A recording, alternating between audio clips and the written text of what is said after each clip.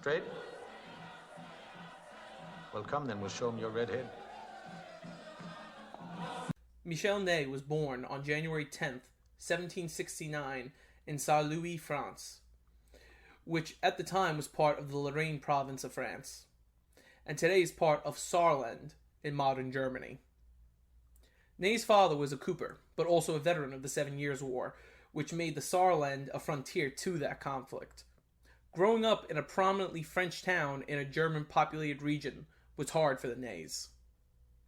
However, the young Ney grew up bilingual, speaking French and German, which would work well with his family's new field of career, civil service.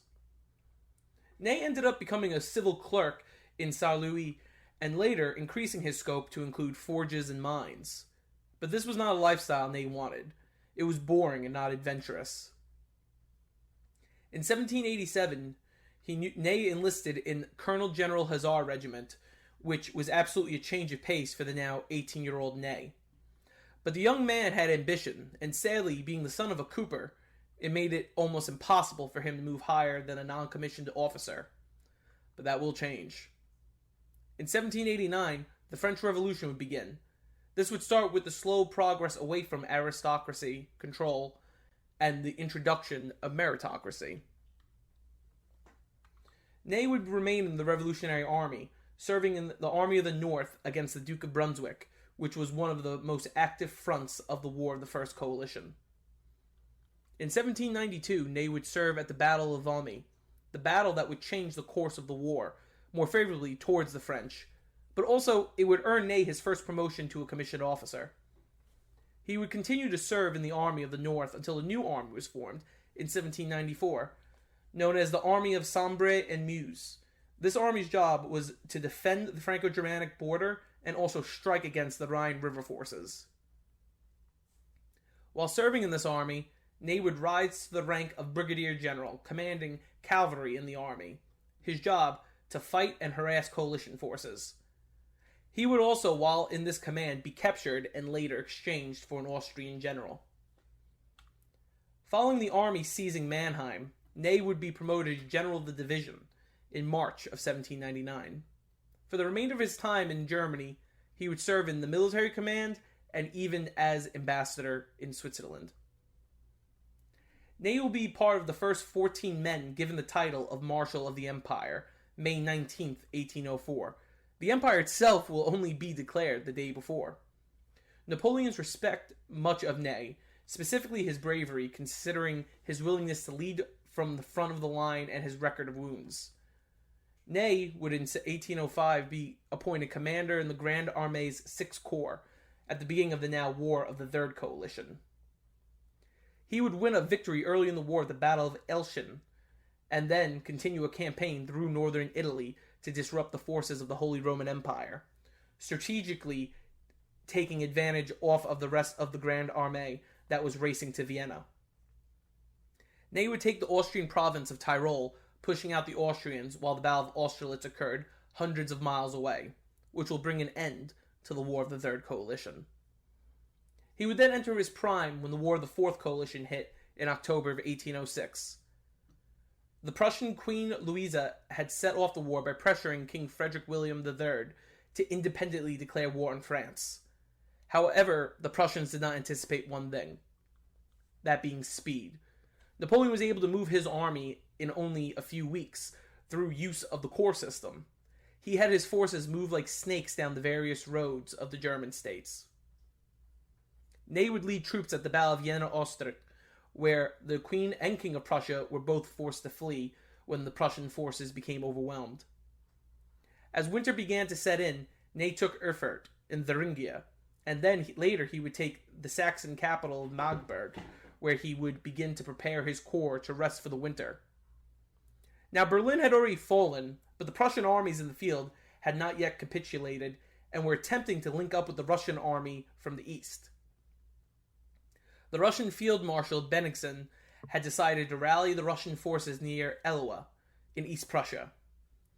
But by complete happenstance, on February 7th, 1807, they engaged with advanced elements of the Grand Armée. Napoleon made with all haste to Eloa and directed all his corps to converge on the small East Prussian town. Napoleon commanded Ney to arrive with his corps as well.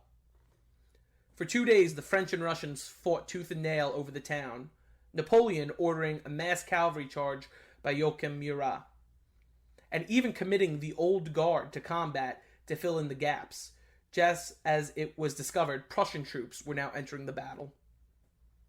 At the very last moment, Ney would arrive with his corps, the freshest troops on the field, and would finally bring an end to the combat. He would then aid in the pursuit of the Russians until the Treaty of Tislet.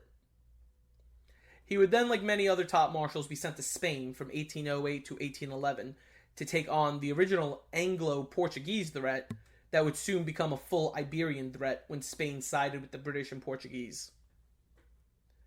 Ney would be instrumental in the evacuation of French forces from Spain, and he would lose control of the Sixth Corps because of this, and he would sit idle until the possible largest of events in the First French Empire. In 1812, Napoleon appointed Ney to command the Grande Armée's Third Corps for his next campaign. Napoleon had created the Continental System to keep England out of the economic trade with Europe. This was what actually started the war with Spain originally, but one other power wasn't standing by the Continental System. Tsar Alexander in Russia needed the supplies from England, so they for some time had not been following the Continental System, and in doing so, Napoleon, on the 24th of June, 1812, invaded Russia with nearly 700,000 men. Ney would be wounded in the neck at the Battle of Smolensk in August of 1812, but would recover quick enough to be in command of the central sector at the Battle of Borodino on September 7th, 1812. Ney would then command the rearguard of the army following the burning of Moscow, which is where he would earn his nickname, the bravest of the brave. With musket in hand, Ney fought beside his ragged Third Corps against Russian soldiers and Cossacks who kept harassing the retreating army. He earned the name, the last Frenchman on Russian soil, when he directed the evacuation across the Dnieper River back into continental Europe. This was hailed as a triumph by Napoleon, but the reality was, Ney lost many men, as did the entire French army. At the end of the failed invasion, for his service and bravery, Napoleon gave Ney the title of Prince of Muscovy to bring some good PR to the failed campaign. Now, though, with the blood in the water, Europe rose up again in the War of the Sixth Coalition. Russia, Prussia, Austria, England, and Sweden now led a coordinated attack under the advice of the new King of Sweden, a former Marshal of Napoleon, Jean Bernadotte. Ney would serve at most of the field battles, including the famous Battle of the Nations at Leipzig, where he was wounded. Now, the 1814 campaign of France began. The first time foreign troops strike so hard into the homeland of France since the French Revolution, almost 20 years earlier. Ney served with Napoleon's army as they sparred with the Allies across the large front of coalition troops that at this point were flooding into France. But on March 30th, 1814, 155,000 coalition troops laid siege to Paris, which was being defended by only 42,000 French soldiers, mainly wounded and new recruits, commanded by the Emperor's brother, Joseph Bonaparte. Though Ney did love Napoleon, he loved France more, and he knew what he had to do. Just as March turned to April, he rallied the other marshals into a rebellion. They confronted Napoleon at Fontainebleau, where the army was encamped to figure out the next course of action with the surrender of Paris. Ney beseeched Napoleon that the war was lost and that the only thing to do now was honorably abdicate and accept the Allies' terms. Napoleon, of course, disagreed, but Ney had the full support of the high command.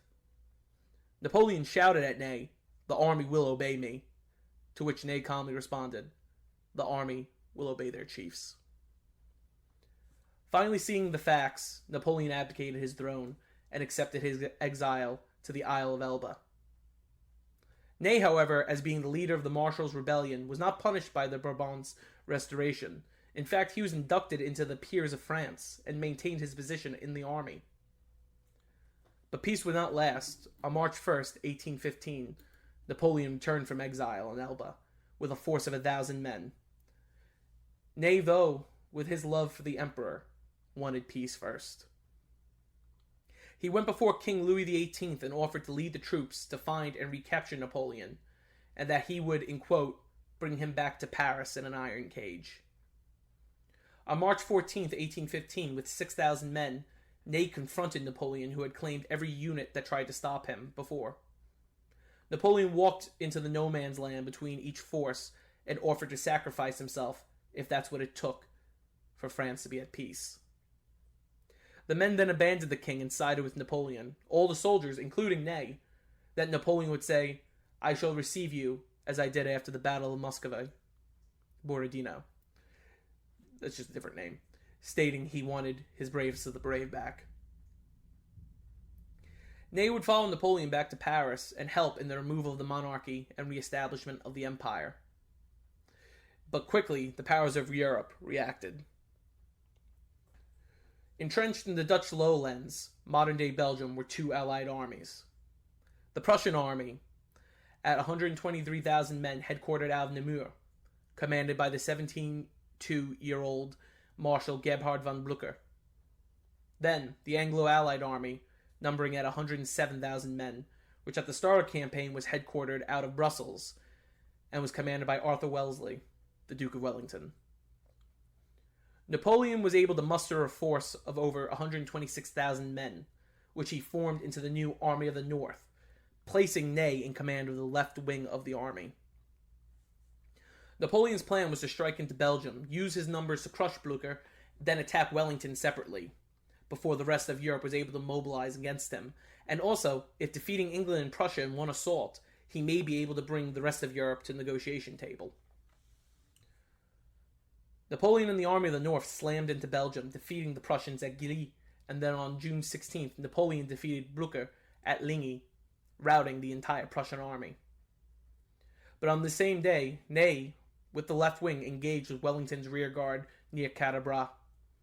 Ney, however, was not confident, and instead of fully engaging the retreating Allied force, held back, awaiting reinforcements. Napoleon would account this mistake to where things began to fall apart. The whole plan was the idea that Napoleon would corner both armies separately, then destroy them. He had defeated the Prussians, but now the English had escaped. This is where Wellington would reorganize at Waterloo, a small village between the French main army and Brussels. Napoleon decided to make a fateful move. Ney would remain with him, but Marshal Emmanuel Grouchy and General Etienne Giraud would pursue the Prussians, and Napoleon and Ney, with the main army, would finish off Wellington. At the Battle of Waterloo, Ney would be instrumental in many ways. On June 18, 1815, he directed the charge of the French cavalry at 3:30, when he perceived the Allies were withdrawing. However, they were not. They were just looking to get out of range of French artillery. As Ney and the cavalry came over the ridge, they were hit with canister from the British artillery, who then withdrew into the British squares that had been deployed when they saw the approaching cavalry. One of the greatest criticisms of this was the fact that the French did not spike the artillery, which is putting nails in the firing holes. And one report states that Ney was seen slamming his sword on one of the British cannons. No one to this day understands why they were not, and this alone could have changed the course of the battle. Later in the battle, while leading infantry, Ney was seen screaming, "Venez voir comment un Marshal de France reconnaît le mort," or in English, "Come see how a Marshal of France meets his death." However, at the last moment, Blücher had deployed on the French right and striked into it, collapsing the French army and causing an organized rout from Waterloo. Ney and other marshals will have to pull Napoleon off the field and begin the long retreat back to France, where Napoleon would later, again, abdicate, and this time be sent off to exile off the coast of Africa in St. Helena. Ney, however, would not be given the chance of exile. On August 3rd, 1815, he was arrested. Now, the thing about arresting a hero like Ney was no one wanted his death on their hands. Louis XVIII deferred to the military to set up the court-martial for the marshal, as he saw it as a military matter. However, the court-martial voted 5-2 that it was not their job and they deemed themselves non-competent to execute justice on Ney. Finally, it was decided that France's House of Peers would run a public trial of Ney in which he was found guilty and sentenced to death by firing squad on December 16th, 1815.